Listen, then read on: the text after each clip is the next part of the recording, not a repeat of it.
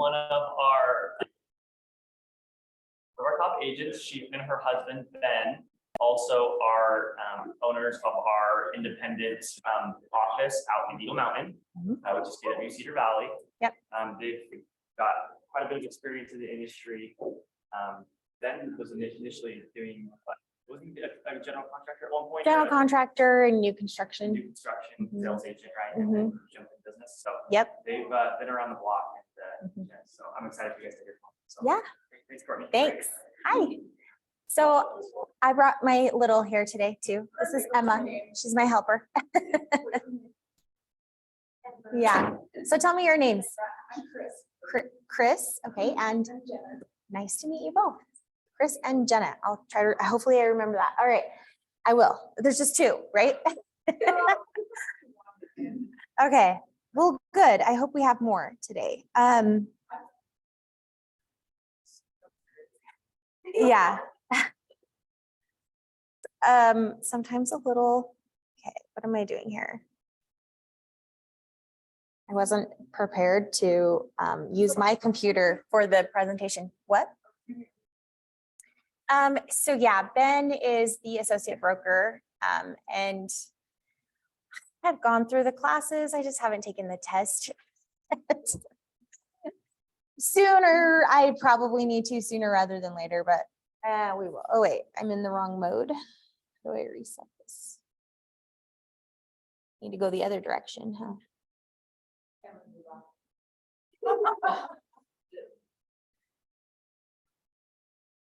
Okay, so we are going to be talking about making and receiving offers today. Like Hunter said, my husband and I, we own the branch out in Eagle Mountain. It's called KW Cedar Valley. So it's right there by Ridley's. If ever you need to pop in or need something, we're usually there. We live out in Saratoga Springs, and then we lived in Eagle Mountain prior to that for like 10 years. And so that's why we decided to set up. Okay, she's saying 12. Older than her, longer than she's been alive. Yeah, so prior to getting into real estate, I was a teacher. So I taught high school English for, I don't know, a long time, since math, longer than that.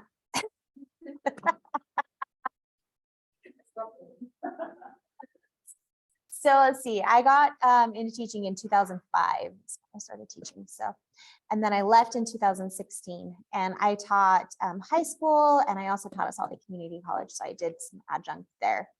And I actually got licensed in 2012, and I did it as like a side hustle for a little bit. Ben, like Hunter was saying, he used to build LDS churches, and he was traveling and building those, and he also had his real estate license, but we mostly just use it to, you know, buy our own properties and stuff. And in 2014, we had her, and I had her in August, and he left 3 days later to go to Pennsylvania to build a project there. And at that time, I was just like, oh my gosh, we had 3 other kids who are big, and she's our like surprise baby. So our happy surprise, right? So our older 3 were, you know, probably, let's see, they were 8, 10, and 12, and involved in sports and all kinds of things. And he was just missing a lot. And so I'm like, hey, why don't you come home and do real estate with me? And because at that time, the real estate market had kind of started picking up a little bit, and I was getting busier while still teaching. And so he's like, okay. And after he built the Pennsylvania job, he was halfway through a Texas job. Or actually at the end of a Texas job, he called up his uncle and said, hey, do you want the rest of my contracts for the rest of the year? And passed him off and came home. It was crazy. It was like a crazy thing, because normally we don't do things like that.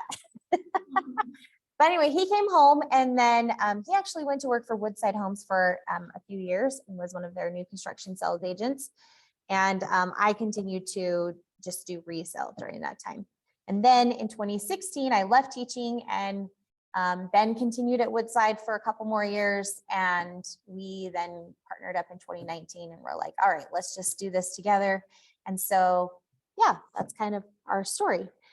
So making and receiving offers, there's mostly, I'm going to be veering off of the slides a bit today, only because a lot of the stuff is local to what we need to do to make and receive offers. But in your books, there is a process. And so we're going to quickly go through that, and then we'll go through command and, do you have an Ignite book? Oh. I think you should have one. I'll ask. So okay, are a lot of these things in the books? Because I keep asking, how do I get these graphics?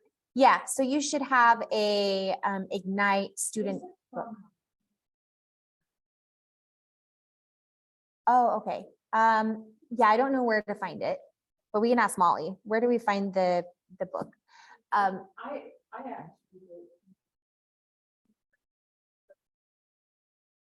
Yeah, I know. I mean, it's helpful because right. I'm a big note taker myself. So, anyway, but the offer process, I feel like it's kind of more intimate. So I'm not going to like, unless you want me to get up and stand up and stuff, but I feel like this is good. So our offer process is, number one, we're going to prepare the offer. We're going to write the offer. We're going to present it, receive and respond, recap, and then, receive and respond. Okay.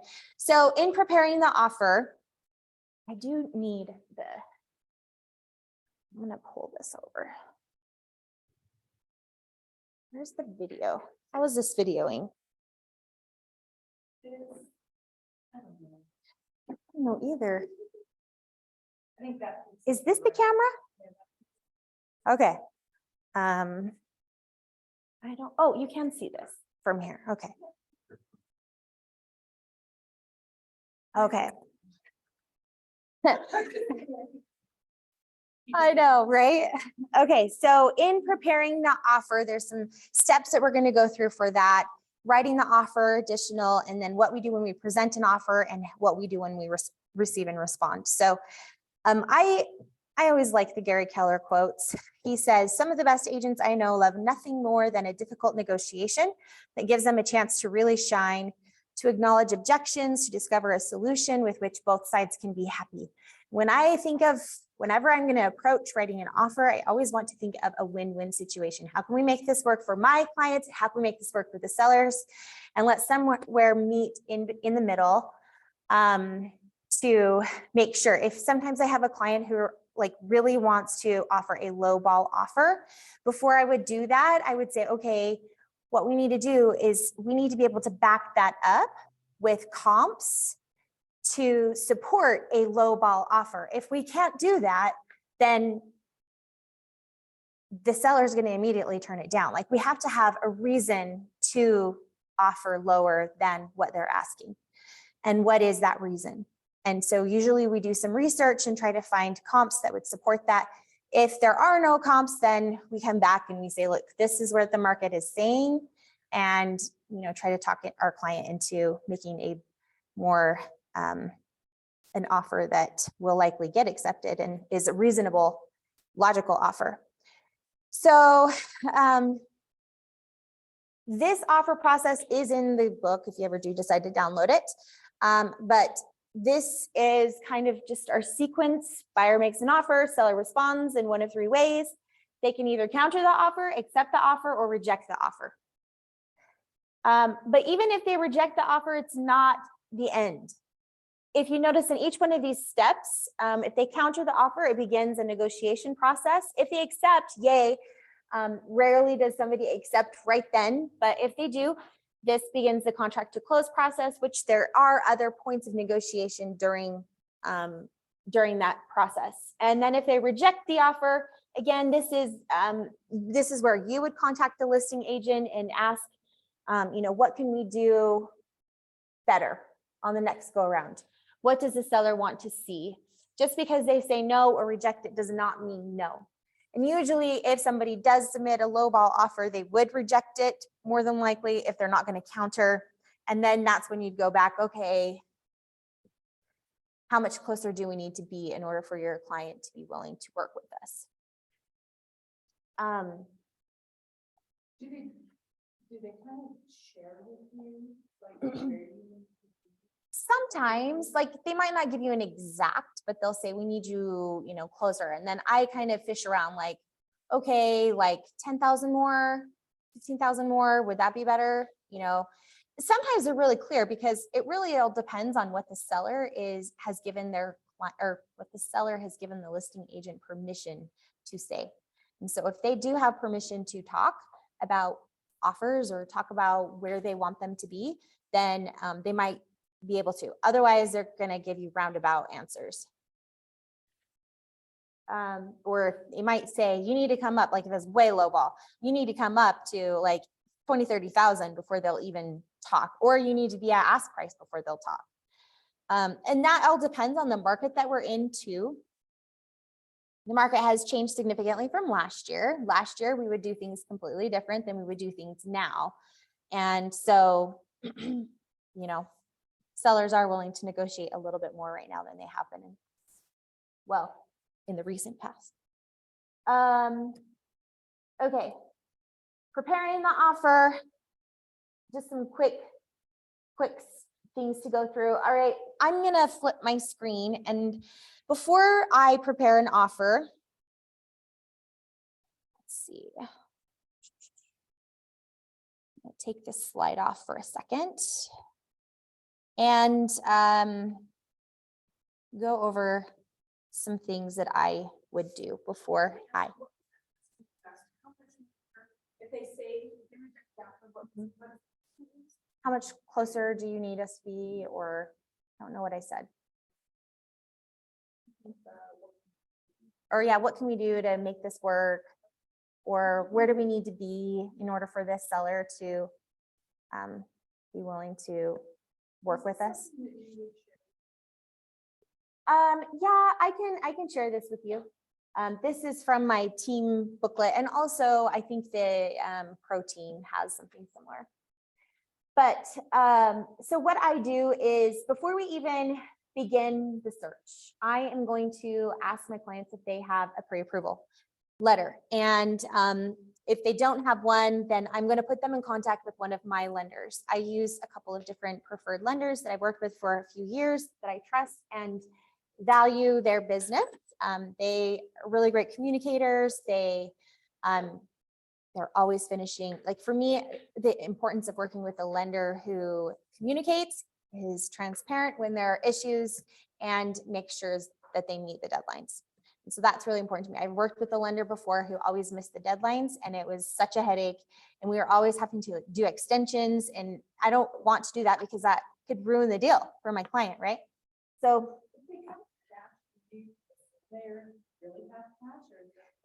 yeah, so then I would tell them that we need a proof of funds letter. So every seller will want a proof of funds or proof or a pre-approval letter. So if I have contacted them, or if they have used a different letter, then I usually start a group text with the buyer and the lender. And if I'm introducing somebody right from the beginning, then I start a group text with those clients and with the lender, and I just introduce them and then have him take it from there. And some questions that we can ask our client or the lender, depending on where they're at in this process, are how much money do you plan to put down? We need to know that for not only the lender needs to know that, but we need to know that when we're writing the offer. There's a place where you do some math, you know, and you add everything up, and there's a part where that it says how much down payment are they putting, and that's important to do and to put, because the seller wants to see how much they're putting down too. The more money you put down, the stronger buyer you are. So that's something we want to know. We want to know what their budget is. And I have two things here. What is your budget, and with an HOA? So the lender oftentimes gives a budget to the client, and that is for a single family home, no HOA. So if they give you the budget and say it's $500,000 is their limit, then I need to know, okay, well, how much is their budget if we have an HOA with $100 or $150 HOA? What is that? How is that going to change? Because $100, because the HOA payment isn't a part of their loan payment, but it's calculated into how much they can qualify for. So I want to know both of those things. And I also need to explain to the client also, because a lot of times they don't know that the HOA, if there's an HOA, that it could lower that budget, right? So because they're thinking in their mind, oh, I can get 500. Now let's go look at a townhome. Well, a townhome might have $150 HOA, and now they might only be qualified for 450,000. So what is that? So that's important to know. And then we also need to know, can you pay cash above appraised value? In our market right now, this isn't really going to apply unless, well, there are some. Hey, can you move over there with that? Or back to one of the couches. Chill. I know, that's a good question. So dumb, huh? 1%? Yeah, and my realtor. Which community? Huh, 1%. I mean, there's a point, but Usually it's 0.5%. maybe it's. Yeah. But still, that's a lot. Yeah. You know, I don't know why. It's really however the people who created the development, they come up with how much it's going to be. And I have seen some communities, once it's been transferred over to the homeowner, sometimes they change that percentage, but I think it's also to help bolster, you know, like for example, Saratoga SSOA, that's 0.5%. Now they have 2 pools, they have 2 gyms, they have tons of parks. So I think any money that they take at that transfer gets put into that slush fund to help maintain all of that. Like, what if they need to replace, I don't know, a pool pump? How much is that going to cost? I don't know. But, you know, or re-roof the clubhouse or the different things that they need to do. So, yeah, I know the transfer fee is kind of steep in a lot of areas. And that's important to know too, when we're writing this up, who's going to pay for that? The seller or the buyer? In your case, who paid for it? As the seller? Yeah, well, my realtor, she said.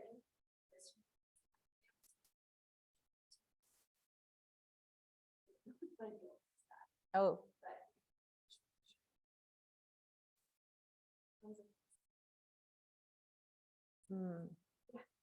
So yeah, no, it was about $4,000. yeah, that's a lot. Some though, most like single family communities aren't that much, but there are certain communities throughout the valley. Yeah, or it could just be like $100 or 300, 500. Yeah, most of them aren't that much, but like I know that edge communities are usually 0.5%. SSOA is 0.5%. Daybreak's 0.5%. I think Pepperwood, can't remember how much theirs is. I think it's around 0.5%. And then some in Park City. I think Park City has some of the more expensive ones. I think they go above 0.5%. But I haven't really seen above 0.5% besides, you know, most of those communities. So so this, can you pay cash above appraised value? When we're in a multiple offer situation, sometimes we need to know if they can do that, if they're willing to even pay above asking price. And the reason why we need to know that is because when a lender does when they do the appraisal, a lender will only lend on whatever the maximum value is of the appraised value. So if say asking price is 500, we offered 550, appraisal comes in at 525. That means the lender will only lend at 525. So now there's a shortage of $25,000. Who's going to pay for that? Well, in multiple offer situations, probably not the seller, right? So are you willing to pay $25,000, or is there a threshold? Sometimes offers are, say, I'll pay $10,000 above appraised value or whatever the offer is. So we need to know what that is, and if they have that cash to pay above and beyond their down payment. So that has, whatever that difference is if that's $25,000, we're going to pay $550. then that's $25,000 on top of their down payment percentage, whatever that is. So it's not, if it's 5% down, it's not 5% down of the 550, it's 5% down of 525 plus 25. So we need to make sure that they have the cash to be able to do that if we need to structure an offer that is potentially going to be a multiple offer. How much does my client need for closing costs? So that would be a lender question. How much do they need? So, and we're asking this, especially right now in a lot of deals that we're structuring, we're asking for the sellers to pay the closing costs. So we need to know how much that is. Another thing that's popular right now are 2-1 buy downs. So, or rate buy downs, which 2-1 is a rate buy down. But we need to know, okay, how much do we need to ask for the 2-1 buy down from the seller to pay? And so the lender can tell me, okay, it's going to be X for the buy down and it's going to be Y for the rest of the closing costs. So when we're structuring an offer, we want to be able to put those numbers in. So we need to know. What's the timeline? Yeah, I do. I want to have a conversation with them before we even write it, especially because even if I know the lender, then it makes my job a lot easier. But if I don't know the lender, then I need to also kind of build a rapport and relationship with that lender too, as I'm asking about our clients' qualifications. So how quickly can you close on the loan? This is an important question too, especially in multiple offer situations when they want to get it done quick. But even just recently, I was representing the seller, and the homes are new construction. They're finished. We have the certificate of occupancy and we got an offer, and I wanted to know how quickly. Well, I mean, I asked their agent, how quickly can they close? And then we talked to the lender to see, can they get it done in 3 weeks, or do they need the full 4 or 5? Like, what type of loan are they getting? VA loans sometimes can take a little bit longer than your typical 30 days. And so we need to know, and if it's really going to take that long, or if they can get it done faster. We also, this question right here, can you send the client through underwriting so that we can close faster once we have an accepted offer? Some lenders can do underwriting, the first portion of underwriting, before they're under contract. And when a client does that, that's awesome, because they have already provided the documents, they've ran it through underwriting, and all they need are the conditions to close. So it can get done a lot faster. The actual, I think the federal, if you're getting a loan, I think the quickest amount that you can get it done is 7 business days. So I think that's just a requirement. I think it's like a federal, I can't remember what the rule is, but that's 7 business days. So I would say like 10 days, 14 days is like probably the quickest that people can do. I have had a client do that. And that's only because they had been with one lender and they had all of their documents and it wasn't working with that lender. So we switched it over to another lender, and they just gave the entire package to them, and it went through. They were able to transfer the appraisal, everything. And then it went through really fast. But usually the appraisal is what holds it up, because you've got to get somebody out there to appraise it, and that can take a few days. Okay. That's awesome. That's great. Okay, I guess I should ask, how long have you both been in real estate? Good for you. Congrats. That's so awesome. How? Oh my heck.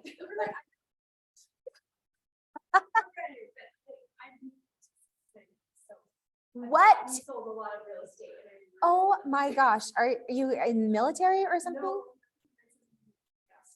Oh, okay. Wow. 69 times. That's a lot. Yeah, you can. Holy moly. But congratulations to you both. That's awesome. This is a great time to get into real estate. I know some people might be like Debbie Downers on it and be like, it's a hard market. It's a great time. It is. It is. Yeah, absolutely. Set those expectations for yourself, to just give yourself a year to learn, grow, and get those first deals under your belt. Oh, you did? That's so cool. That's cool.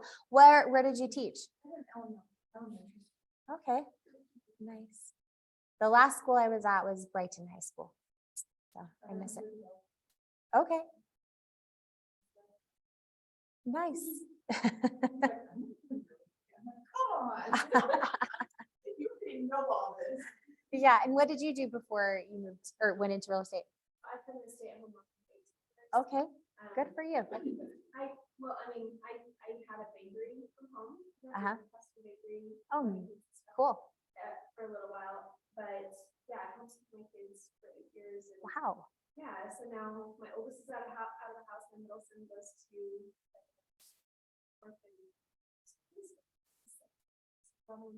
Yeah, that's awesome.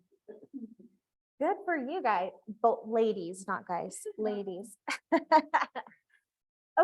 so if there's a hot property, like in a really amazing price point, we know the pictures show that it's like really updated, new, that's landscaped, all the things. It has everything.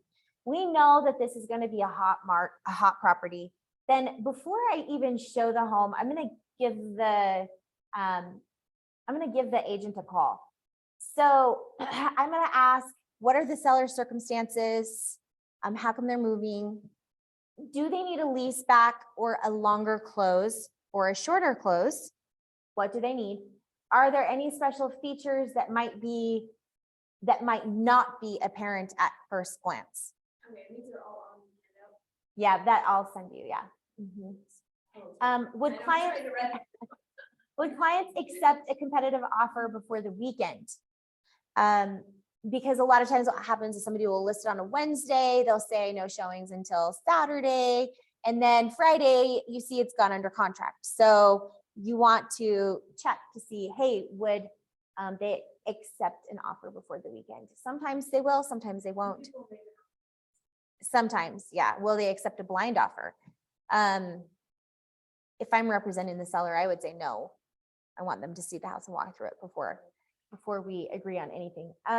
Develop a relationship with the listing agent before you show the property. And I don't know, in the last class or one of the classes, it does talk about I think it's negotiations or I forget the name of the class, but one thing that's really important is you want to start building that relationship with the agent that you're working with or potentially working with.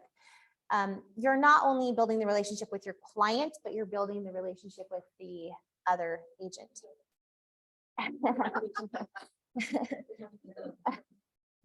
You want to build that rapport and show that you're going to be someone that is going to be good to work with. And if they see that you are already making these phone calls and reaching out, I think that's getting some brownie points from them. Okay. So before we write the offer, all right, so you've shown the offer, you're going to write the offer. We want to also call the listing agent right before we're going to write the offer. And the key questions that we're going to ask the listing agent are there any current offers? If yes, congrats, that's so great to hear. Now I want to make sure that we put our best foot forward when writing up our offer. Can you share some of the details of your current offer? That can be a yes or no. And if no, then okay, thanks so much. When are you showing the offers to your client is important to know. And obviously price is important to your client, but on top of that, what else is important to them? Because oftentimes when a seller is deciding on an offer, it doesn't always come down to the price. Sometimes it comes down to some of the other terms in the offer, like how quickly can they close, that kind of thing. Money is always like top priority, but if it's and if the offer is like the same, but this one's going to go close faster, or we look at their financing and look at them, they're doing conventional 20% down. That's a really strong buyer versus over here, we're going FHA 3.5% down. So, and then we want to think hard about how we're going to structure the offer. So some things that we're going to consider are larger earnest money deposit and a larger down payment signal to the seller that your buyer is really well qualified. Okay. And that they're serious, they're going to close on the loan. Cash offers are great, but they not right now in this market. If there were multiple offers, maybe. But one thing that I like to do for that, instead of making it hard on acceptance, is saying that, well, it can go hard like 24 hours after buyers receive the seller's property condition disclosures.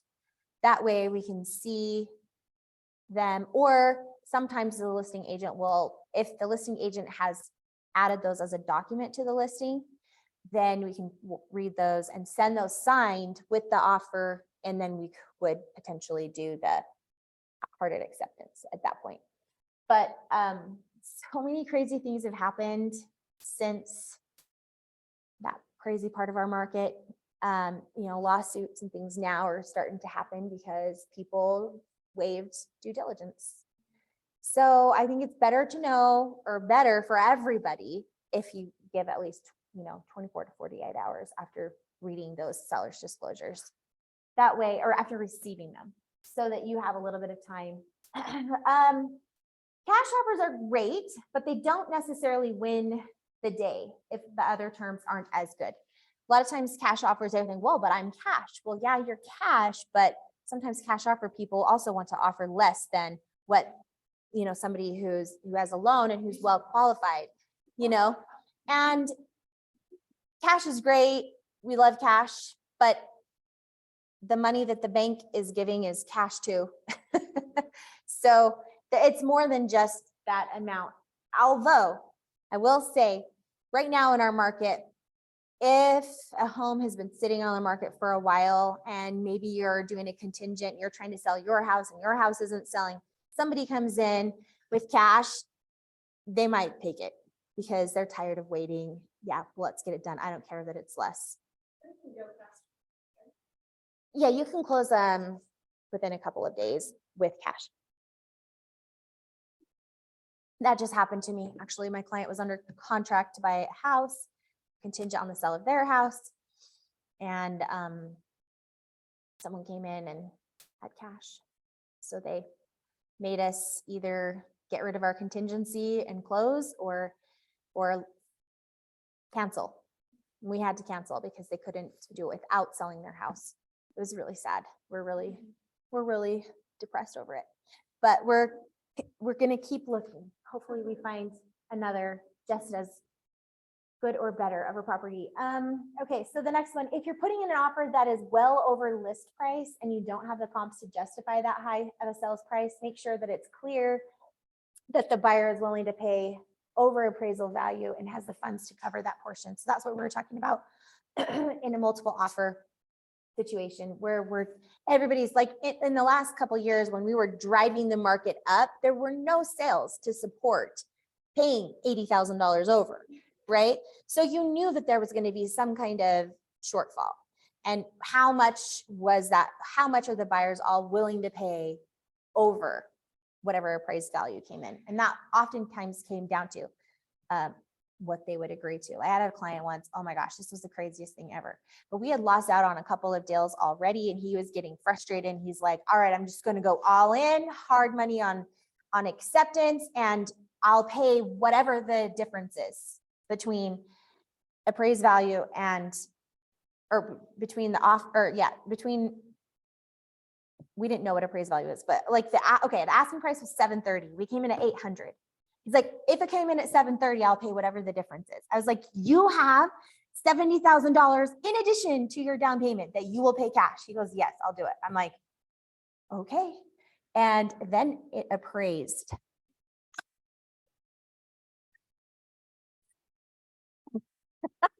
But anyway, and he closed and we're all happy and everything worked out. But I was like, okay, just want to make sure that you've got that money, because you're saying you're putting 20% down. So that is 160,000 plus an additional 80. You have that. Cash, clear. Yep. Okay. So anyway, it all worked out in the end. But okay, important points to review with the buyer. All right, so let's pull up a contract really quickly.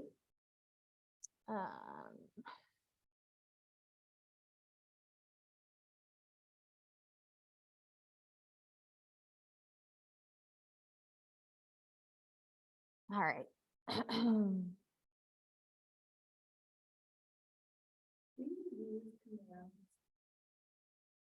I do use command, yes. I will show you here what I, come on.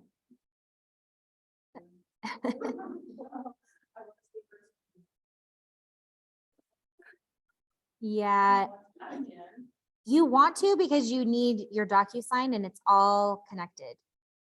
And so, okay, so in the Repsy, oh wait, need my, see, I was planning to use the other computer and have mine to reference.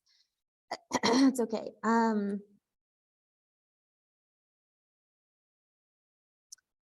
Okay, so we want to look at, where is that?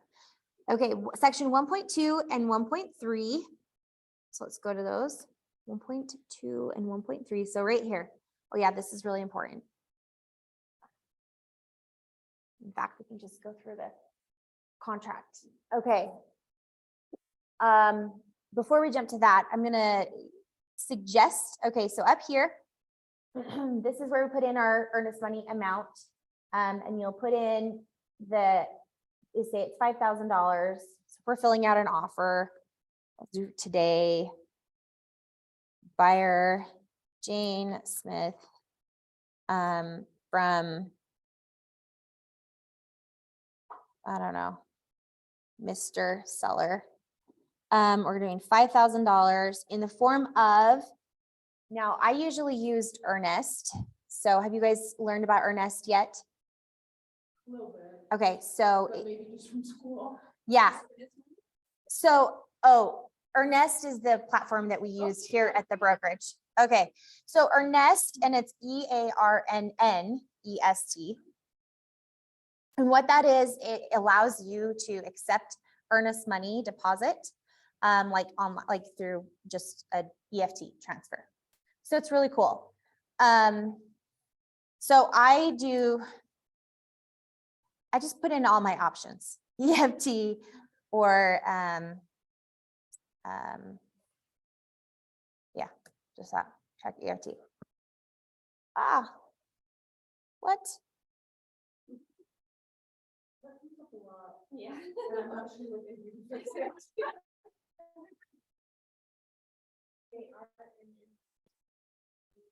Oh my gosh, you guys, where is the?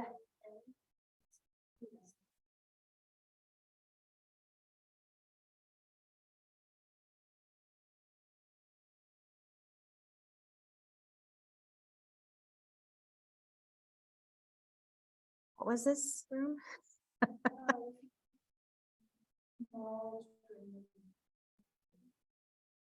Okay, all right, here we go. I did it. I don't know what I did. But okay, we're gonna put in 1, 2, 3, Wyatt Avenue, City of Saratoga. Let's do that. Okay, then you're gonna, they added this right here, tax ID number, but Dean also likes you to put MLS number 1, 2, 3, 4, 5, 6, whatever. Dean likes you to put that in because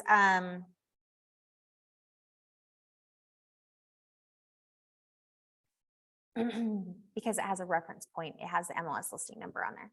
So, okay, so in our 1.1 included options, so everything in this category on 1.1 is included. So it says, unless excluded herein, this cell includes the following items: plumbing, heating, air conditioning fixtures and equipment, solar panels, ovens, ranges and hoods, cooktops, dishwashers, ceiling fans, water heaters, water softeners, light fixtures and bulbs, bathroom fixtures and bathroom mirrors, all window coverings, including curtains, draperies, rods, window blinds and shutters, window and door screens, storm doors and windows, awnings, satellite dishes, all installed TV mounting brackets, all wall and ceiling mounted speakers, affixed carpets, automatic garage door openers, and accompanying transmitters, security system fencing, and any landscaping.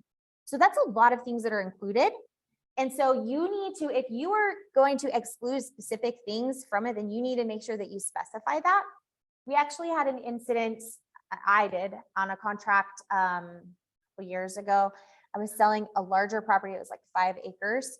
And there was a section in the backyard that was like a temporary goat pen that was set up.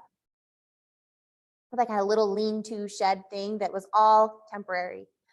Well, we didn't specify that it was temporary and that it wasn't excluded, but my sellers took it because that wasn't attached and affixed and cemented into the ground. So they just took everything with them. So we had a little dispute after closing where the sellers me and the buyer's agent ended up just paying off the seller or the buyers $1,000. So $500 each. We're done. But that was to replace that temporary fixing. And Dean did say that we were okay because typically the fencing is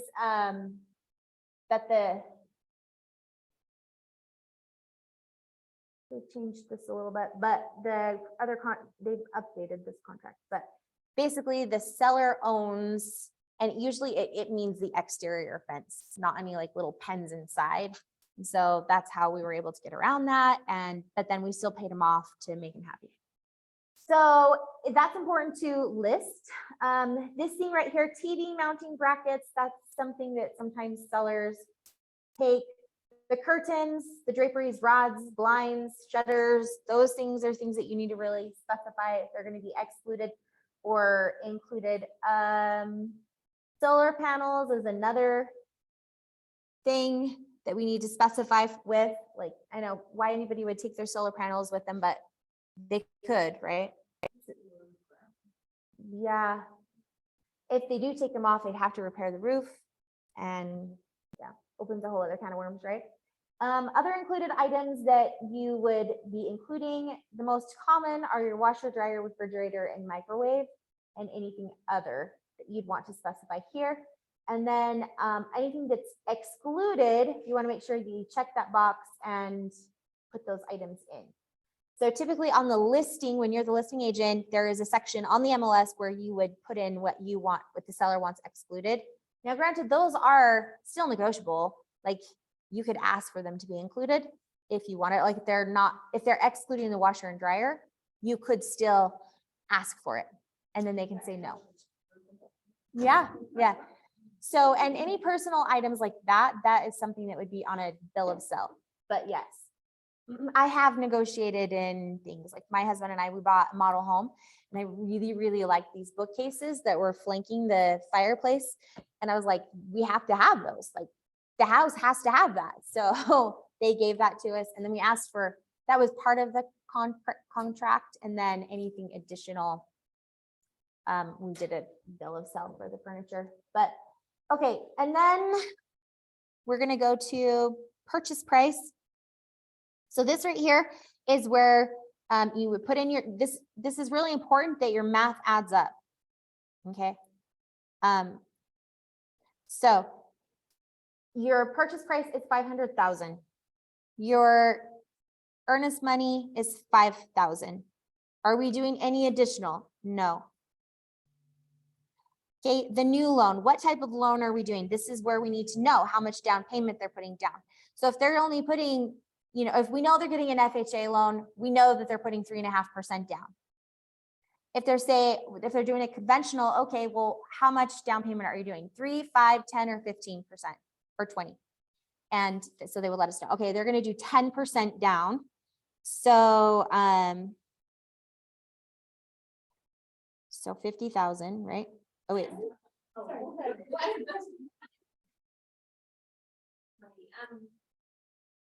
much should Oh, good question. Yes. So earnest money, I would suggest about 1 to 2%. Mhm. We are past the days of $500 and $1,000. I mean, I still see it occasionally, 1,000, 2,500. I think 2,500, 3,000 is safe. But always 1% is going to get you a lot more. I just finished doing the first case study. Mhm. We have to do it. So I printed off their instructions. Yeah. And on two one C, he said he says he usually puts TBD.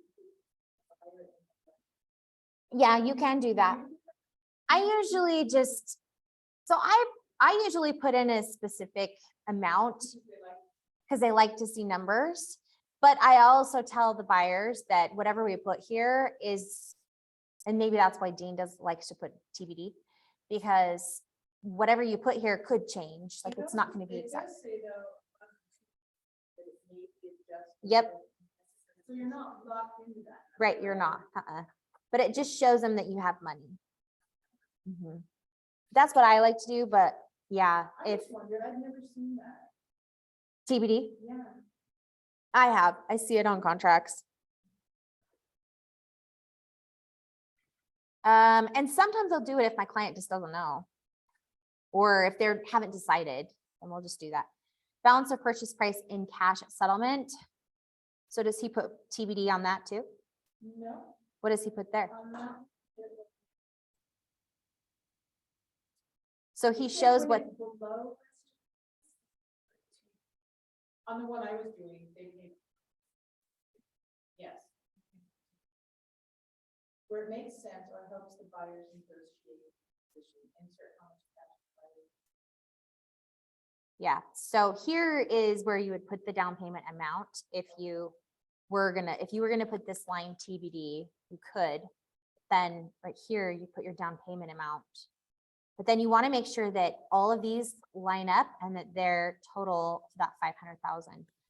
So if I'm going to do that, So TBD is yeah. So we want to make sure that these two numbers match. Something else as a listing agent, when I'm looking at contracts, I do, a contract needs to be filled out completely. And you also want to double check for errors. If you're afraid that you're going to miss something or whatever, have somebody else review it before you submit it. Just because as a listing agent, like I'm looking at to you as a buyer's agent, are they competent? Do I want to work with this person? And I'll tell you in a multiple offer situation, if there's an offer that is not complete or they've just like randomly thrown it together and it's wrong, I'm going to throw that one out and we're going to look at these ones. Or I'll call them back and say, hey, if their number is really good, then we might call them back and say, hey, I need you to rewrite this or fix this before we're going to do anything. This. So do you fill out every? Yeah. You put NA like on the water? Yeah. So, yep. So I would say NA here, or there are not. But you just don't leave it blank. Right. For instance, even on like. Yep. See, this is all good. Yeah. I mean, that's what I would do. 2.2 is important also. So this is the property conditioned upon the sale of the buyer's property. So is it or isn't it? So this is an important one to know. It's not conditioned upon the sale. Yeah, don't write on the right now. No, if you can write on the back side of it. If it is the same type of material. If it's a whiteboard, is it? Is it a whiteboard on that side? Okay, you can write on that side. All right. Okay, go back to my notes.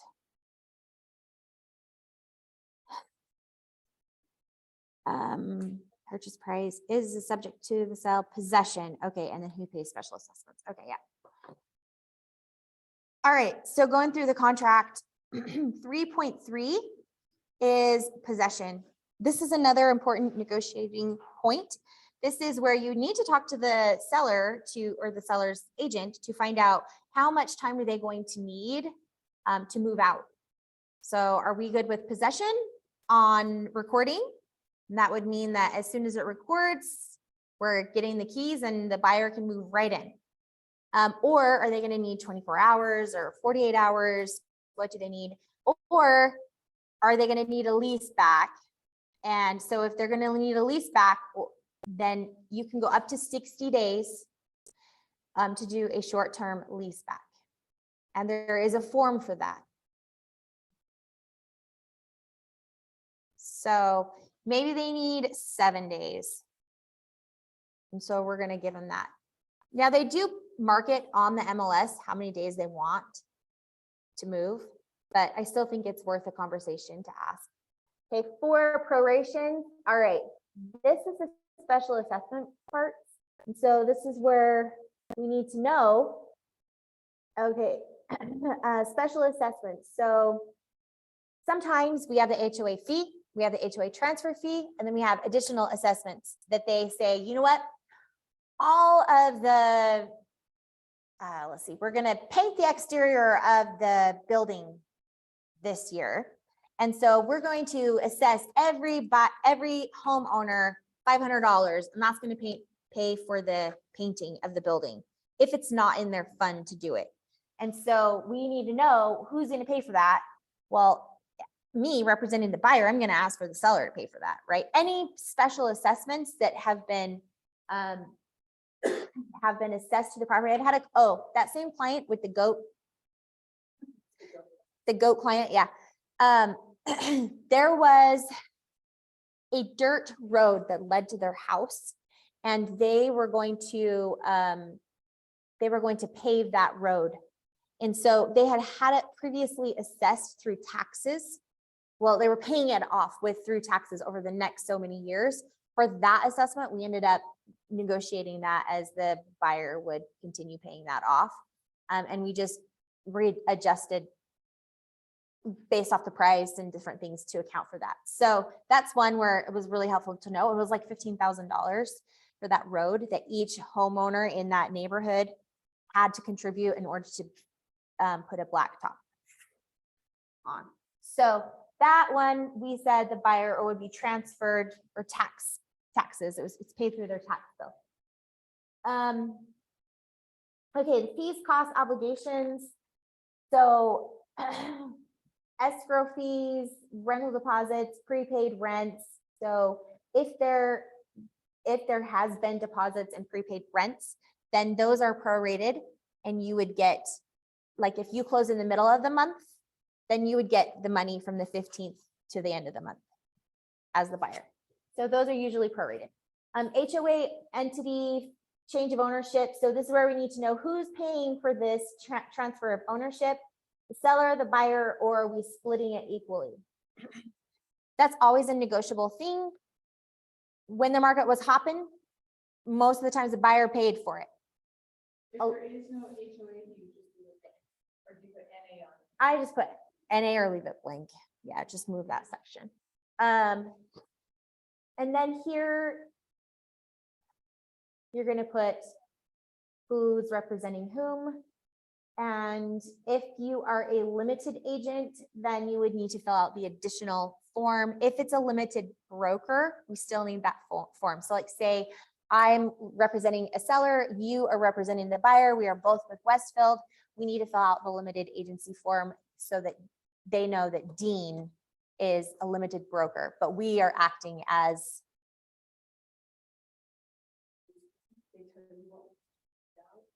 Well, I'm pulling it out. Oh, So my question, I wrote a little question. oh yeah, There should be. yeah, there is.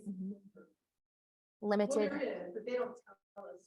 It's the limited agency form. And there's two sections on it. There's one that's like, is it the broker that's limited or is it the agent that's limited? So I know that when the agent is limited, you have to notify the buyer of that and the seller, correct? And you have to as the broker too.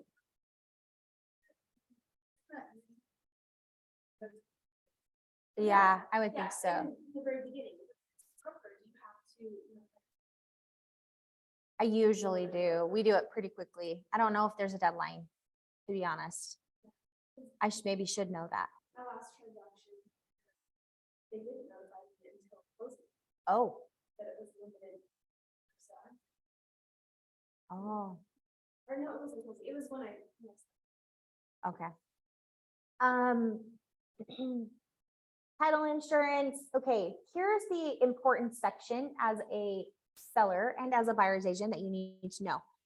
Section 7 of the Rep C is a seller's disclosures. And a lot of people think that the deadline for seller's property disclosures just means handing them the form seller's property condition disclosures, right? No, it is, you need to provide them with everything that applies in this section.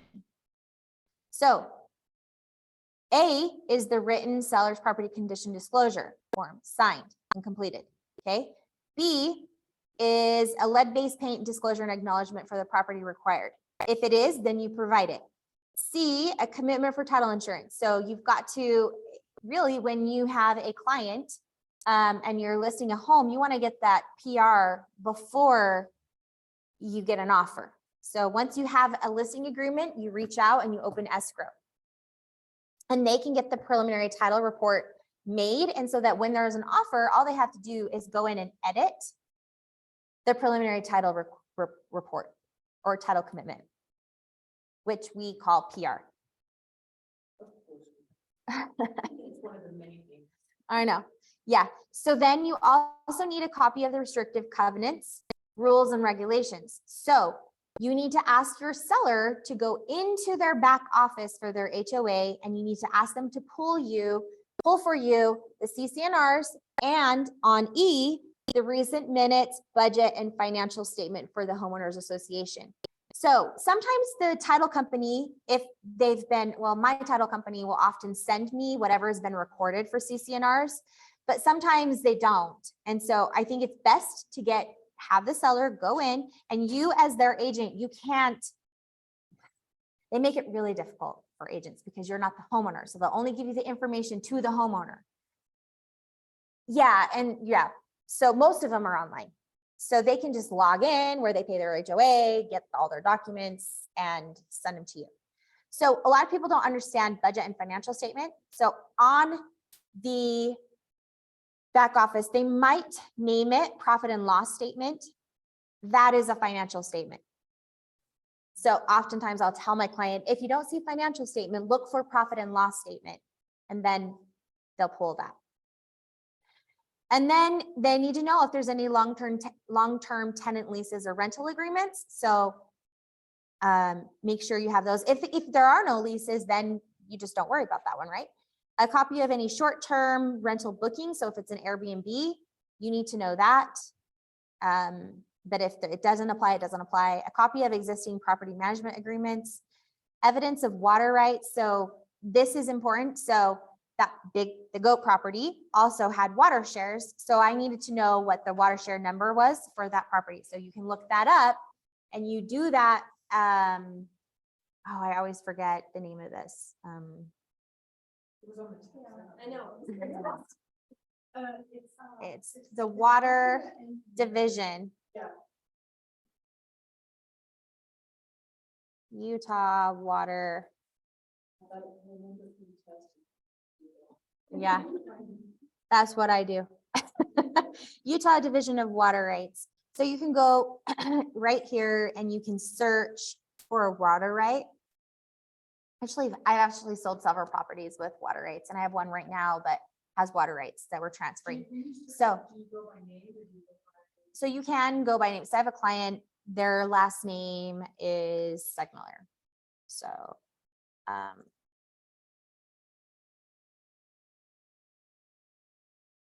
so it brings up all the Segmillers, and then I just have to scroll down to find the right one right here. So this is their water share. So I provide that certificate as part of the water right here, 25/10/72. This has the whole thing. I would print it or save it, and then I'd provide that as, I would provide that as part of the seller's disclosures. Now, this is not transferred through title. So it's actually transferred through the water division. So they need to do that after it closes. They go and they fill out an application to transfer it after closing. So you need to make sure that the client knows that, because here's another example. I had a client I just represented and sold a house in South Salt Lake. The house originally came with a well, and they had a certain share for the well, certain water share for the well. He bought this house 30 something years ago, and the well water was never transferred to him. In about 2015, so it was like still 20 something years later, the water division was cleaning up their accounts, and they actually sent a so what they did is they served him papers, because it went through adjudication process, and he had to go in and prove that he lived there and that he, purchased the home, and that, well, my client went blind during that process, and it was his partner who was living with him at the time. They just didn't look at the mail or anything. So they never showed up to court. So now I come involved, and they're like, oh, he has a water share. And I look up the account. I was like, actually, you don't, because went through this process of adjudication and no one showed up to claim it. So the state took back the water. So that sucked, because they could have, water right now is super expensive. And they could have at least gotten another 20, 15,000 at least for that water share. No, the title company doesn't transfer it. You have to transfer it through the water division. It's included on title, but it's not. Yes, it's included on transfer. Yes, it's included as part of the sale, but you have to go through the process to show that you're the new owner and that you have your contract. I don't think so. I think it's just the, what am I doing here?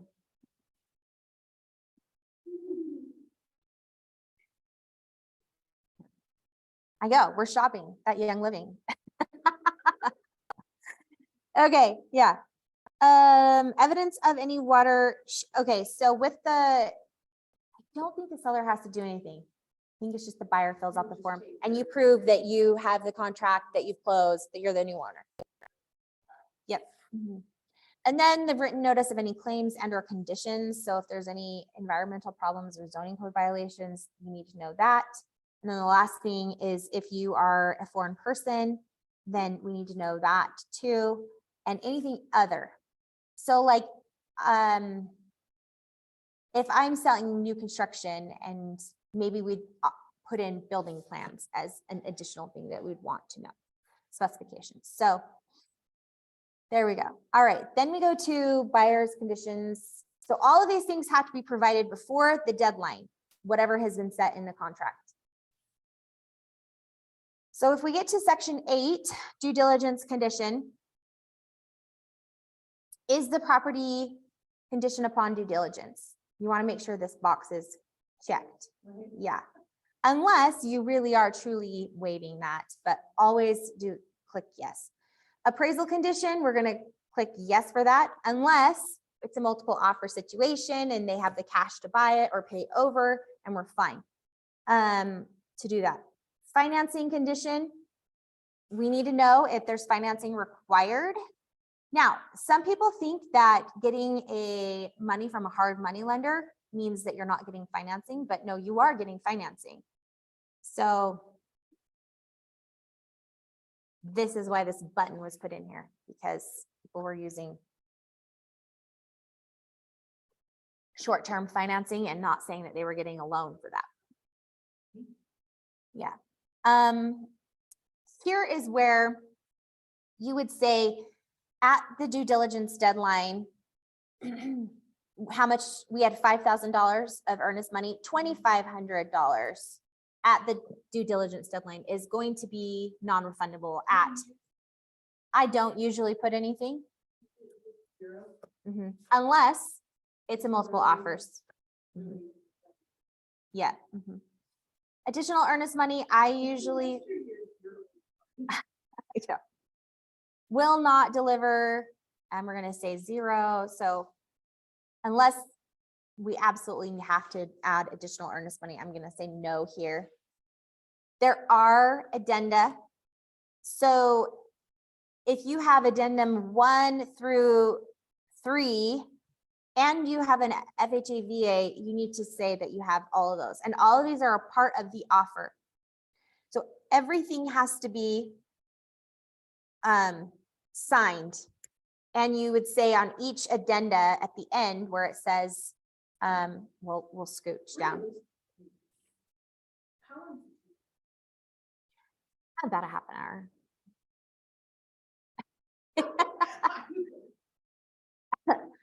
It could take me a little longer. Home warranty plan, it will be included. And this is a negotiating thing too. If it's a multiple offers, we might not include it. And me as the agent might say, you know what, I'll gift one to you at closing to my client. So they're still getting one. Shall be ordered by the, and this is what I always do. I always put ordered by the buyer, selected by the buyer, and shall not exceed 500, and it shall be paid by the seller. If you were to your buyer, Not on this. I would just tell the title company. So it's really important that, well, the reason why I'm going to put it's ordered by the buyer and selected by the buyer, because I want my buyer to have a choice on which home warranty company they're going to choose, but we want the seller to pay for it. So my 2 favorite home warranty companies are Ibex and Elevate.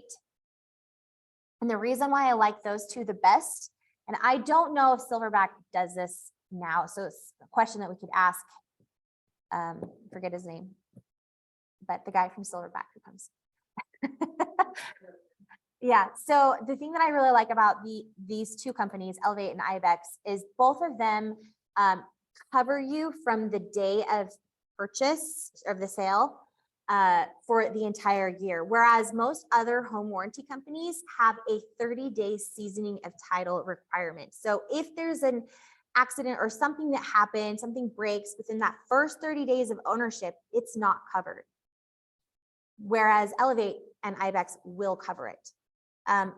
So I really like, both of them do really great jobs with servicing the client too.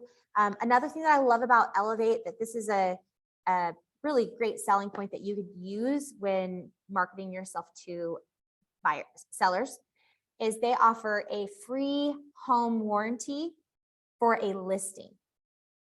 So I, of course, tell my clients that we offer a free home warranty or a listing warranty so that you have, peace of mind. Why do they do that? Yeah, I think so. So then they have an opportunity then to transfer that to have you do one at the sale with them. So it's great. And I've actually utilized it. I had a client in September who we listed a house in Eagle Mountain, and their oven stopped working while it was listed. And so I even paid for the service call. It was like $60.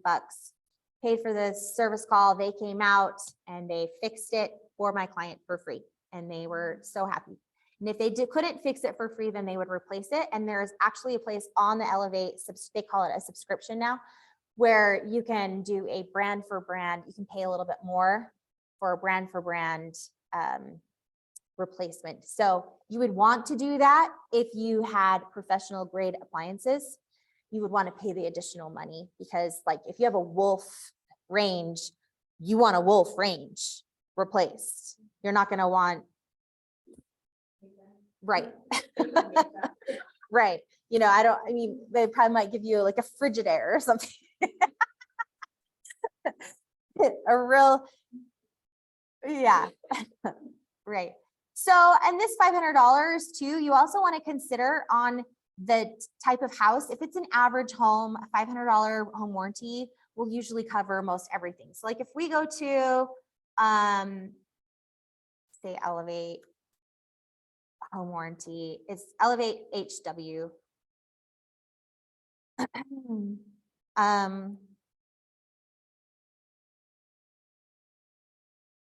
Or they call it a home subscription.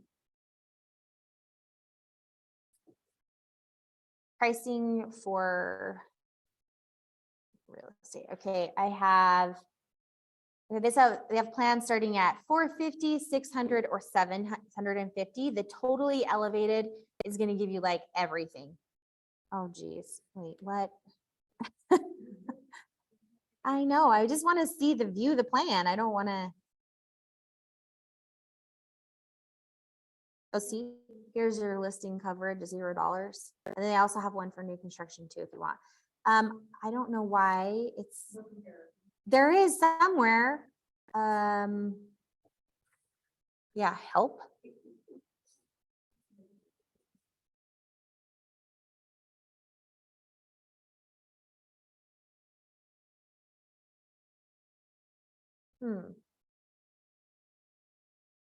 Well, anyway, there is a place to go where we can compare the different options, but I like to send that over.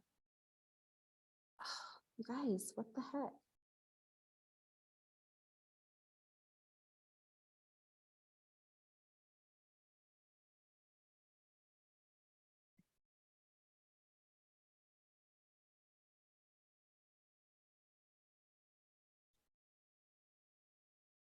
We could smell gas. They can shut down all the gas. So, oh yeah, that's But okay. Yeah. So one thing is important. If it's a bigger, okay, so these clients who were buying this house that we were under contract for, we had it subject to, it was a really big house, like 7,500 square feet. It had 2 kitchens, it has a bunch of things. You probably want to call up Elevate to find out what do we need to ask the seller to pay for a home warranty to cover all this stuff. Like, because when you're above like 5,000 square feet, the regular $500 plan isn't going to cover everything. So you need to find out based on how big the home is and how many HVAC systems, how many, what.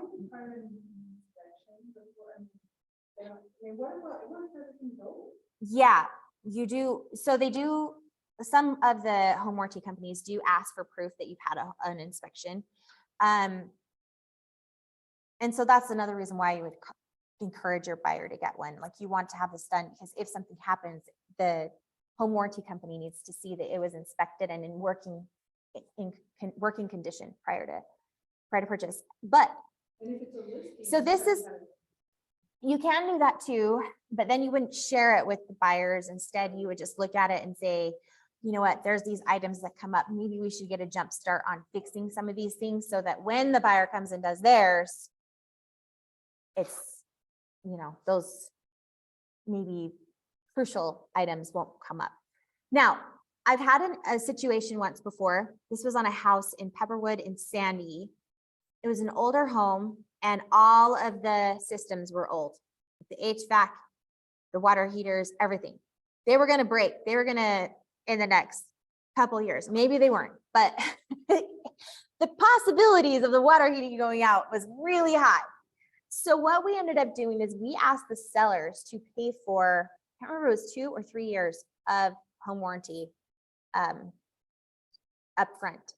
So if it went out during those first couple of years that they lived there, then, and that was in lieu of replacing all the systems, because that would have been really expensive. So, hey, well, we'll just ask you to do a 2-year home warranty. And that way, within the first 2 years, if something breaks, then they were covered. And so that each of the home warranty companies do have limits on how much they'll pay for a replacement. So if the HVAC system does go out and they have to put a whole new one in, there is a limit. And so if it went up to $7,500 or whatever, you'd have to pay the difference of whatever that is. If it's $10,000. So, but still that saves you a bunch of money. So then what I encourage the buyer to do is, okay, after this 2 years, then what you need to do is you need to renew this home subscription every year for the next few years, because if something breaks, it's covered and it's like $500 up front to save. And they don't have deductibles on it. There might be, but still it's going to save you some money. And that does happen. I had another client who she bought a condo, and literally 13 months after she owned the condo, the HVAC system went out and it was $10,000 to replace. For a condo. Can you believe that? I feel like she got gypped on that. Okay, I know.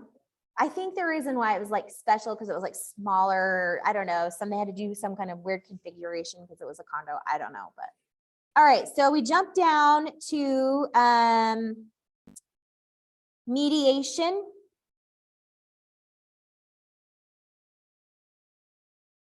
I always get this wrong. What does Dean say? You want May, you always want May. Yeah, Because it's whatever it is. right. So May. I had one broker tell me I needed to do shall. So I got in the habit of doing that. And then now I get confused. What does Dean want and what does the other one want? Because it costs to go to mediation. Yeah. And sometimes the brokers can work it out. Yep. Yep. It's like shall, they can still sue, they can do whatever they Yeah. want. Let's see if we Perfect. can work it out. Okay, so let's scroll down to the next critical part, which is the deadlines. So we're going to put, if the offer is today, we're going to put seller's condition. I usually just do like 7 days, 7 days, 7 days, 7 days, you know,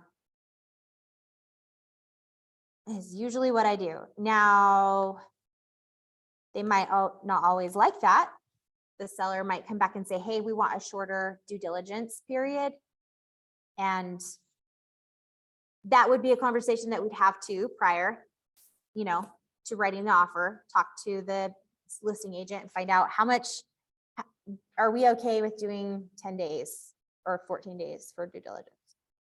So that May 1st deadline, remember, the seller has to get you everything from section 7. Everything from section 7 that applies by May 1st, which is the deadline for that. And the deadlines are at 5 p.m. on that day. So you're giving 7. Now, if it's a different market and I know there's going to be, what did they suggest? They said 3, and then 3 is the first one, and then 10, but it, I mean, it's added up, 3 and that was. So for some reason,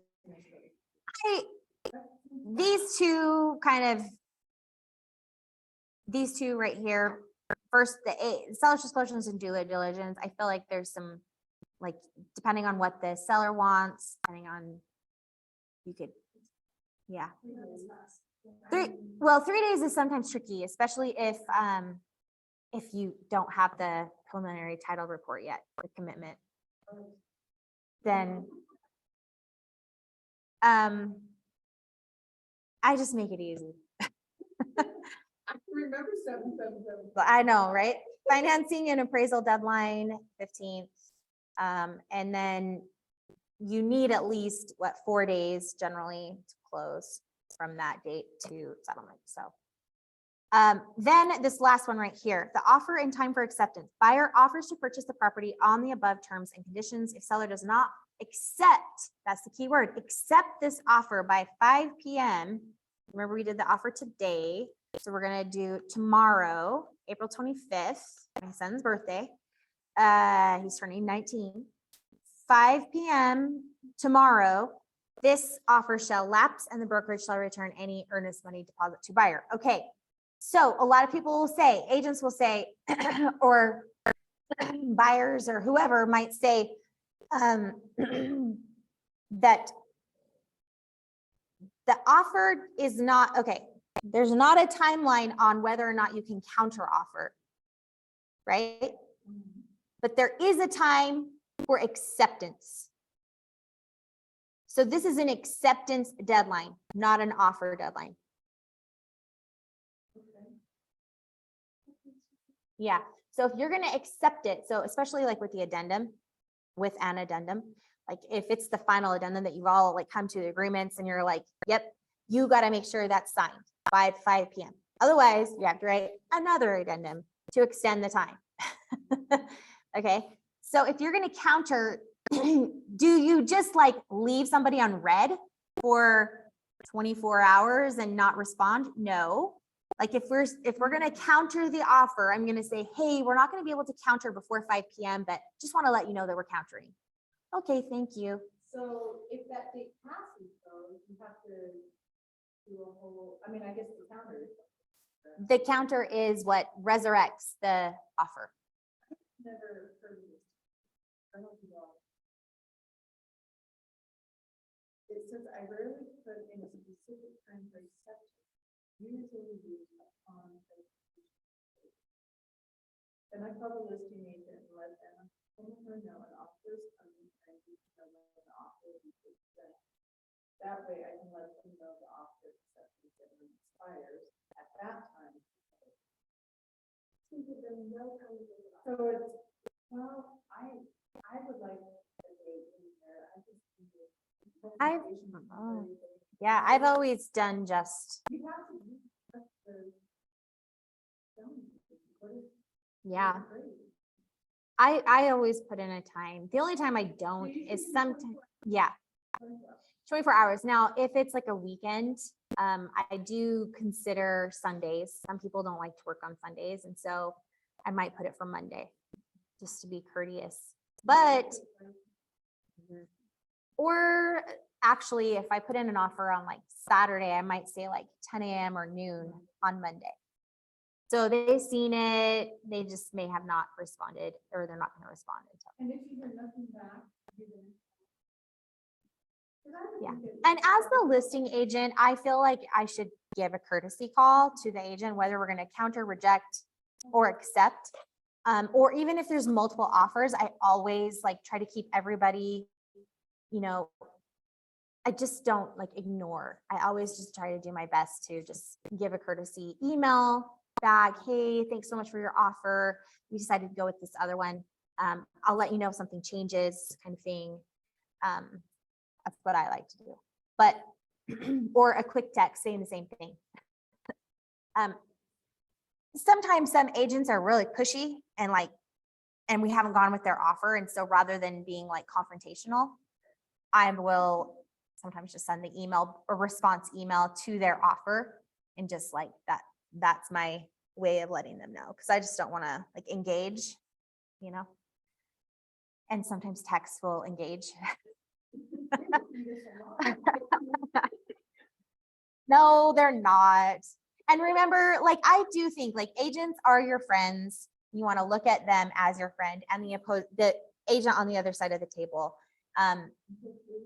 Right, exactly. You know, I always like go into it with the best intentions for everybody. Okay, let's see if I missed anything.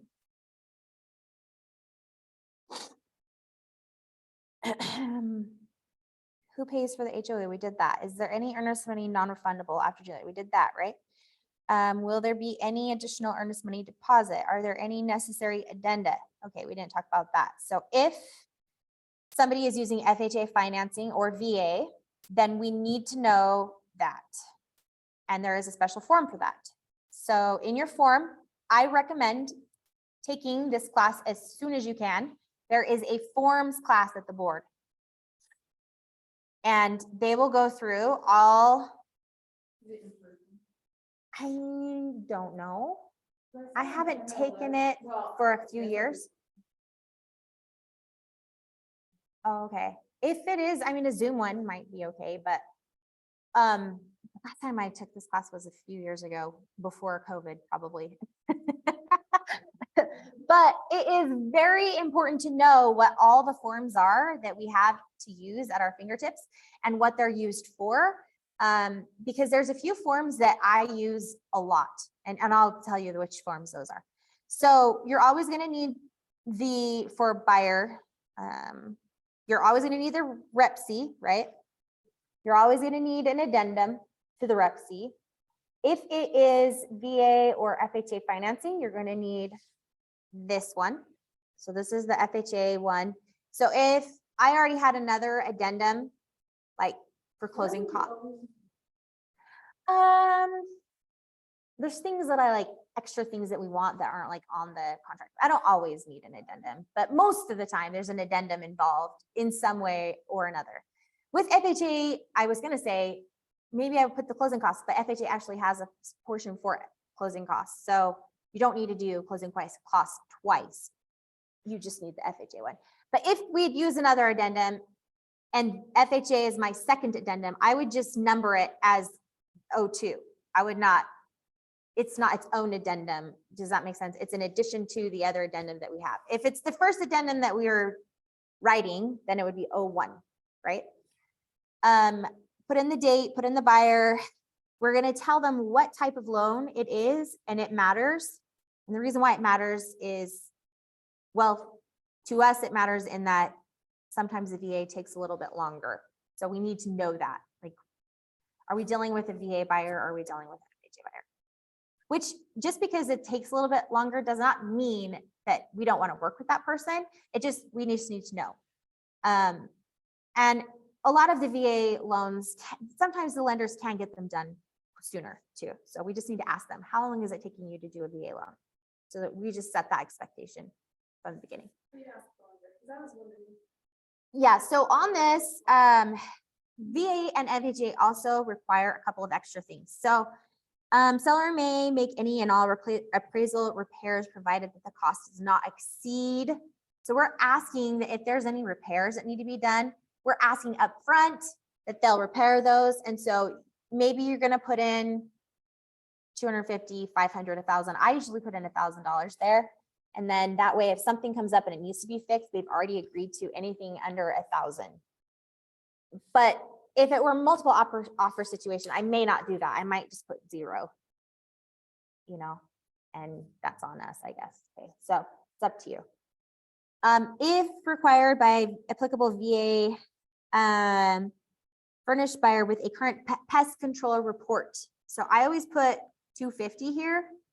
Although some home inspection companies can do it for an additional like $80 when they're doing the home inspection. So,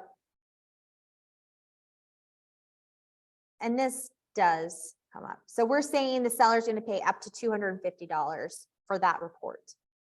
So my seller only had to pay $80 on one report recently because the buyers like preemptively asked for the pest report, and it saved my client some money. So we didn't have to have an inspector come out just to do that. Seller shall contribute at settlement an amount. Okay, so this is the closing costs section. Okay, so if you're going to ask for closing costs, this is where you put it. And we would previously ask the lender, how much closing costs do we need for, and they're going to say, I don't know, 7,000. If we're doing a buy down, 15,000. Not 150,000, 15,000. And that would pay for the buy down and their closing costs, or maybe, or close to it. Okay. So this is a form that if they're using FHA financing, you have to include no matter what. Some other forms that are really useful. There's one, resolution to due diligence. I use this one all the time. So after we have our home inspection, then what I do is I will email the sellers or the listing agent, and I'll say, these are all the repairs that we want done. And I'll give reference to the home inspection report. Now, if the buyer does not want me to release the entire home inspection report, then I will just take screenshots of the sections that pertain to the items that we want fixed. If they're okay with me releasing the whole inspection report, then I'll just attach the whole inspection report to the listing.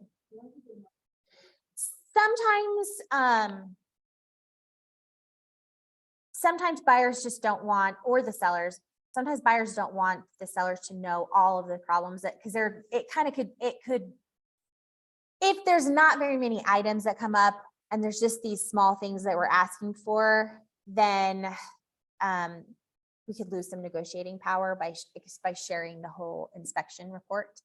But oftentimes people don't care on that part. It's like, let's just work this out and get it done. So it's just kind of up to your seller or buyer on what, so ask them, do you have a preference on? Right. If there are a ton of items, I do that. I say, look, there's a whole bunch of issues, but we're only asking for these 5 or 6, you know. And really, when I'm going through that inspection report with my client, I'm looking for the safety concerns or any major things. All the other things, we're like, these are just typical wear and tear items. These are not things that we need to really, like, you need to be aware of them as a buyer going in so that you can watch them and maintain. But it's not something that would make or break the sale. So anything that is safety hazard, like electrical or plumbing or something, gas leak or something like that, then you want that. So after we've negotiated back and forth, I send the list, I make a phone call. Hey, these are the items that came up. What do you think? Will your client be willing to complete this? They'll go talk to their client, and then we'll say, well, you know, if he doesn't want to complete those, then we have some options here. We can have them just give us cash that we can go towards our closing costs or to reduce our purchase price. And those are in lieu of repairs, or we can have them actually make the repairs, or a combination of the two. So you say, you know what, for this one, I'll take $1,000, but we really want him to fix A, B, C. And so then on here, we would have to designate, how do we want that $1,000 to be applied? Now, I would recommend always to put it towards the closing costs, because that is cash out. That is less cash out of pocket that the seller needs or the buyer needs to pay at closing. And so if they're putting $10,000 in closing costs, they only have to pay $9,000 now. That means they have $1,000 to actually go and do the repair. Or they can reduce the purchase price by $1,000. But the problem is $1,000 saves you what? Nothing. So to me, it's better to have hard cash in my pocket so that I can use to pay for it. Like a carpet. Carpet was an issue, right? I would want that to be contributed $5,000 to go for carpet to be paid to my closing costs. Now I have money to go buy carpet. So anyway, I like this form. It's a great form. And then it also has some buttons here at the bottom that you can choose. Some different remedies if it's completed by closing or after closing, what would happen? And then due diligence, is it waived or not waived? I never click this. When you send an agenda, you're not including the reps in every 2 years. It's just that item. Once that item comes back to this, then it goes. Yep. So if we've already had addendum 1, 2, and 3, then I'd name this one 4. Yeah. And just keep adding them on. And then you need to send it not only once it's signed and executed, you need to send it to the lender and the title company. So they need to have all. Yeah, it could happen really fast. So this due diligence resolution I use all the time. I like that better than writing up in a separate addendum, because it's just really clear and you can just punch in where the number, and then you can add your repairs here if you want to add those in there. All right, so another form that I really like, I use those the most. Okay, what if you're canceling? Okay, so buyer's notice of cancellation. So the seller doesn't need to sign anything for a cancellation.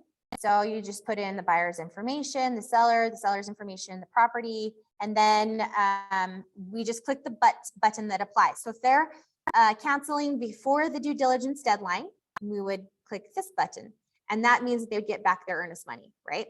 If they are canceling after the due diligence deadline, but prior to the financing deadline, then we're gonna click this one. They may or may not get money back at that point. And notice the cancellation of the REPC, we're gonna say, what's the reason why we're canceling? Financing condition, Subject to the sale, FHA. Change my mind. Yeah, I would just put, Unforeseen. yeah. Okay, have them sign. That's all you need to do. However, to get the earnest money back, Dean wants one more form filled out. So you would do this one, and you would do the earnest money dispute, resolution of earnest money dispute. So he wants both parties to sign this and the brokers. So if it's prior to due diligence deadline, you get your money back. There's no really reason why there should be a dispute, but just to overprotect, fill it out, have them sign. Okay, another one that we use is escrow instructions, real estate brokerage commission escrow instructions.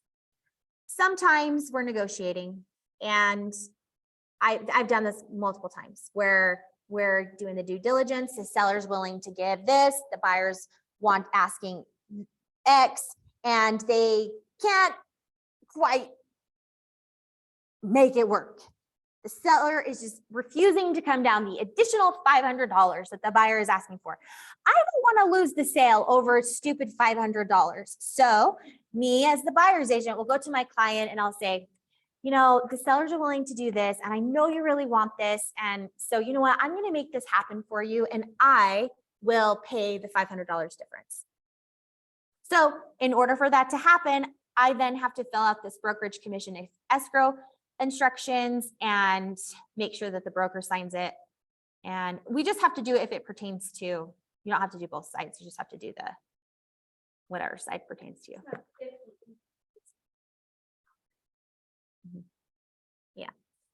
Because Dean wants to know, he has to give permission to, and he's fine with it as long as, you know, it all makes sense. But, or like say your daughter is buying a house and you're like, you know, I'm going to gift my commission to my daughter to help her buy her house. Well, then now in the instances that you do gift or do a personal family deal, then if you're not capped, you have to do a minimum of $500. If you're capped, then you can do whatever you want. So this is where you would put that in here. I'm going to help my daughter out. I'm going to donate my whole commission, or I'm going to buy my own property and I'm going to put my commission towards it. You want to do that because it saves you on taxes. So like your income isn't like that $10,000 that you put towards your isn't counted as income. So that's nice. Anyway, that was one. I just had one recently where it was a crazy deal, seller financing. My clients were losing their house. They bought it only a year and a half ago, didn't pay one HOA payment. Oh, shoot. Didn't pay one HOA payment. So they were in foreclosure. Because of that? Mm-hmm. Yep. The HOA will. Oh my gosh, you guys, why do I have these? Or you probably can't see, but I have a bajillion Google notifications. So I'm gonna ask, what is the verbiage on if I buy property and you're not donating your commission, you would for someone else, but is it Gift. gift to myself? Yeah. Okay. Or I'm just going to use my commission. Yeah, gift it to myself. Yeah, sure. But for somebody else, I would gift it. And you can gift your commission. I know. It's true. Okay. I know. Now, if you're on a team for your own personal deal, or for, you know, anytime you make any kind of commission agreement with somebody that you're going to donate part of your commission, then you need to make sure that your team is all aware and on board and okay with it, right? If you're just solo, then you're the only one who has to, you know, deal with that, the consequences of that. So like this deal, it was a new they didn't pay their HOA. So they were in pre-foreclosure. They got a notice of default in November. Notice of default is the notice that starts the pre-foreclosure process. And they didn't call me until January. So we'd already lost a bunch of time because usually it's like 90 days before then they send out the notice of sale. And then you have like 21 days from that. And I was like, crap, we gotta like get moving. We had to call the attorney and make sure that they could hold off for closing, that we're gonna sell the house. Anyway, they didn't have very much equity in their home and we could not reduce the price anymore. Finally, this other buyer came in and they wanted to do a seller finance deal. My clients took it because they were supposed to get like about $5,000 in their pocket at closing to help them then move somewhere else. And then at the end of this 5 years of seller financing, hopefully by then the market will have gotten a little bit better, or even by then they would have paid down, they'll get like $15,000 back in 5 years, just based off of them paying the mortgage, right? Reducing the mortgage. So we get to closing table and the original bill from the attorneys was like $4,500. By the time it had continued to tack on with more fees and interest and payments and all penalties and all the things, it was like $8,000. So they were like getting nothing back, like $17. And they needed, can't even remember, they needed like $1,500 for to make their first, to pay the people that they were gonna, the new apartment that they were moving to. And I was like, ugh. I felt so bad, like here I'm getting a commission for $6,000, they're getting $0. I know it's their fault. They didn't pay their HOA, but I had a little bit of charity in my heart. And so I like hurried and wrote like a commission escrow for, I think, $1,000. And I was like, here you go. Here's $1,000 to help you at least get into your new place.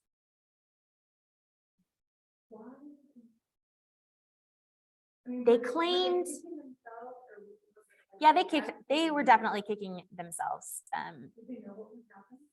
I don't think they really believed that it would happen. Like, yeah, they tell you at closing that if you don't pay your HOA, like they can foreclose on you, but I don't think people really believe that can happen. And they're like, we've never been late on a mortgage payment and they're foreclosing. I'm like, yeah, I know, because HOAs have like the right to foreclose. They have power. No, I mean, it was like $180, which was a lot for an HOA payment, but they could have made it. But the problem was is they were so far in by the time that they didn't have $4,500 saved. And then they're like, okay, well, what if we just take our tax return? And then the tax return was like only $2,000 of what they needed. And they're like, I just don't know what we're going to do. I mean, it was crazy. And yeah. Yeah. So those are probably the forms. What are some other forms? I think those are the ones I use the most. I think. And then when you submit your offer, you're going to send an email and I will summarize in the email. I usually put in my subject line offer, the client's last name and the property address. And then I say something like, I mean, here's some verbiage that you can use, but I'll send you this. Here's my client's outstanding offer for your client to review. My assistant is on this email. Please include her in all communication. We look forward to working with you. But I usually expound a little bit. Thank you so much. My clients absolutely love the property. They've fallen in love. We really hope that we can work out a win-win between the sellers and my clients. They're very qualified. Here's their lender's information. Please call them so that, you can know how qualified they are. And then I also talk up the lender. I work with Russ Willwright. He's been a lender for 20 years. He's the best in the business. He's blah, blah, blah. I mean, I really, especially if it's a multiple offer situation, I mean, I want to like make them really believe we're putting down a 20% down payment, blah, blah, blah. And then I'll break it down here, the main points, and then please confirm receipt and some other offer ideas, and I'll send these to you. But if the home is newer, say you won't ask for repairs, or only if it's over a certain amount of repairs. Pay the seller's title fees. Like if that were a multiple offer situation, you could do that. So kind of a reverse deal where we're asking the sellers to pay the buyer's closing costs. Like during a multiple offer, you could say, and we'll pay the seller's closing costs. Just another way to get the seller to get their bottom line, you know, the most that they can be paid. We'll pay the HOA fees, pre-schedule inspections. This is something that you could do to tighten up the due diligence deadline. Is you could, at the time of offer, tell them that you've already scheduled your home inspection for X date. And then they're excited about that because it looks like you're moving forward and doing everything. And then we can also commit the lender to ordering the appraisal within 24 to 48 hours after going under contract. I would only do that if we've either waived the due diligence or if we've already scheduled the inspection. Have the lender send file through underwriting so the loan can close faster. So these are all some things that you can do. There's an appraisal addendum. We're not really using that right now, but if, go to the forms class and learn about them all. There's an escalation clause. So if you're in a competing offer, you could say something like on an addendum, in the event of a verified competing higher offer, the buyer agrees to match the competing net offer and provide an additional $2,000 to the purchase price. In the event the seller accepts our offer at the competing offer price plus $2,000, seller agrees to provide to the buyer a copy of legitimate competing offer at the time of the counter offer is submitted. So that's when we're dealing with, hey, we'll pay $2,000 over the nearest offer. It was. I know. It is crazy. It was pretty intense. 3 times and I make Mhm. floor plan and, Yes. So I know that Hunter offers a tech class. I would suggest going to that one where he can help you with Command, because you do want to get everything set up in Command. Usually when you're in Command, the first thing that you're going to need to do is you're going to need to put in, add a new contact, or one of the contacts is already in your database. So you would add a contact, or if somebody's going to write one, we'll do Adam, who's my assistant and also a realtor in my office. So he's going to do an opportunity. Oh, once we have him in our database, then we go over here to opportunities and we go create opportunity. That will create it. It will say whose team this is on. It's a listing.